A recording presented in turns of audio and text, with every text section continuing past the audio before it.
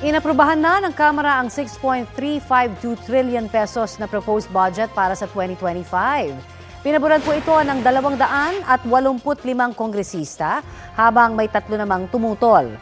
Isang araw ito kasunod ng pag-certify as urgent ni Pangulong Bongbong Marcos sa panukala. Sabi ni House Speaker Martin Romualdez, nasunod ng Kamara ang kanilang timeline sa pagpasa nito habang tinitiyak ang transparency. Sa mahigit 6 trillion pesos na budget, 733 million pesos ang hinilaan para sa Office of the Vice President kumpara sa hinihingi nilang 2 billion pesos. Binawas dito ang budget para sa ilang programa ng OVP at inilipat sa ibang kagawaran na ginagawa ang kaparehong programa. Sa isang press con, sinabi ni Vice President Sara Duterte na sa pagdinig na lamang ng Senado siya dadalo kaugnay sa budget ng kanyang opisina. Hinahanapan lang naman daw siya ng mga kongresista ng impormasyon na magagamit laban sa kanya. Wala pang pahayag dito ang Kamara.